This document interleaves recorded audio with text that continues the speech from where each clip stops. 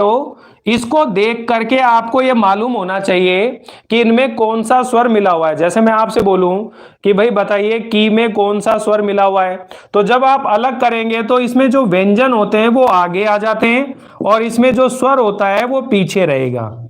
इस तरह से टुकड़े होते हैं। ऐसे जब का करेंगे तो कै पहले आएगा और आ बाद में आएगा।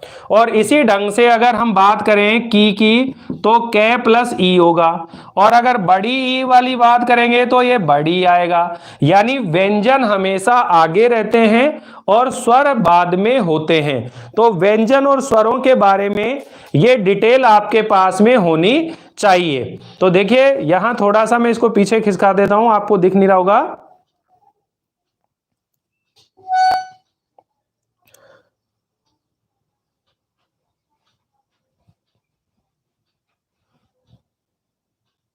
Good evening Kamlesh Jahangir sir. Teaching app पर, टीचमिंट ऐप पर अगर पढ़ना चाहते हो, कौन कौन पढ़ना चाहते हो मेरे को मैसेज कर देना। अगर वहां पर पढ़ना चाहते हो तो अलग से शुरू कर लेंगे, यूट्यूब को छोड़ करके हम पर्सनल क्लास भी शुरू कर सकते हैं, ठीक है।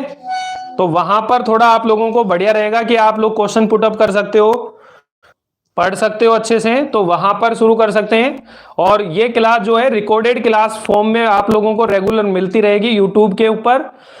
कल से इसके रिकॉर्डेड वीडियो आप लोगों को मिलेंगे। आज ये लाइव क्लास ले रहे हैं ताकि ये बेस आप लोगों का एक क्लियर हो जाए और उसके बाद वो रेगुलर क्लास वहां पर रहेगी। तो देखिए जैसे मान लीजिए इनमें कोई सा भी व्यंजन है तो उसके अंदर आपको मालूम होना चाहिए। जैसे मैंने ये इस तरह से लिख दिया, ये नीचे जो बना आ रहा था, जैसे ध्यान रख लेना, ये नीचे जो बना हुआ होता है इस तरह से, ये कौन से स्वर की मात्रा है? ये री स्वर की मात्रा है। कौन से स्वर की मात्रा है? ये री स्वर की मात्रा है। तो ये री स्वर यानी जैसे मैं बोलूं यहां पर कौन सा स्वर है, तो ये है कै प्लस री। अगर किसी के ऊपर ये एक मात्रा दिख रही है तो इसका मतलब है कि कै और प्लस ए। और अगर आपको ये डबल मात्रा दिखाई दे तो इसका मतलब हो गया कै और ये आई।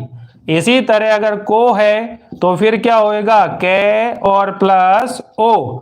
इसी तरह से कै के बाद में अगर औ मिलाएंगे तो ये क्या बनेगा? कौ। कुल मिलाकर ये क्या बात आपको समझाना चाह रहा हूं कि जब हम संधियां पढ़ेंगे तो आपको मात्रा देख करके और पहचान में आना चाहिए कि इस व्यंजन के अंदर कौन सा स्वर मिला हुआ है। अगर इस तरीके से आप पहचान जाते हो तो फिर आप लोगों को संधियों को समझने से कोई भी नहीं रोक सकता है। तो आज का हमारा जो टॉपिक है वो यही है कि स्वर और व्यंजन का वर्गीकरण पढ़े हम लोग।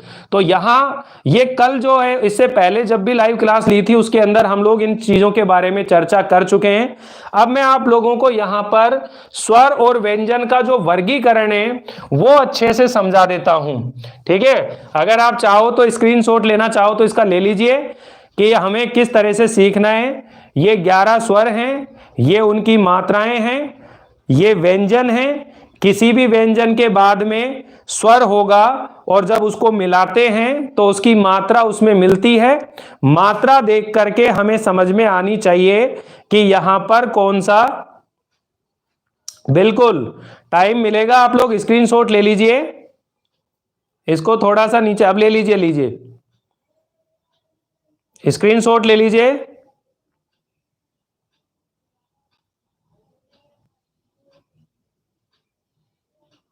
क्लास 12 की हिंदी स्टार्ट हो गई है, जिसको पढ़ना है बता दीजिए। ऐप के ऊपर चल रही है क्लास, सुबह 11 बजे क्लास चलती है लाइव।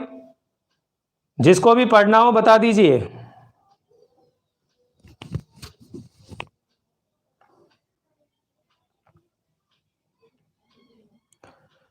जो बच्चे 11 से 12th में प्रमोट हुए हैं उनके लिए क्लास चल रही है, ज्वाइन करना चाहते हैं तो मैसेज कर सकते हो आप।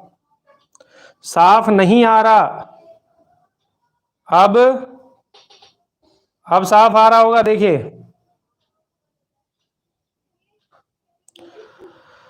ये जो हिंदी है बेटा सब मतलब कॉमन है, सभी जो वैकेंसी है उन सब के अंदर आती है।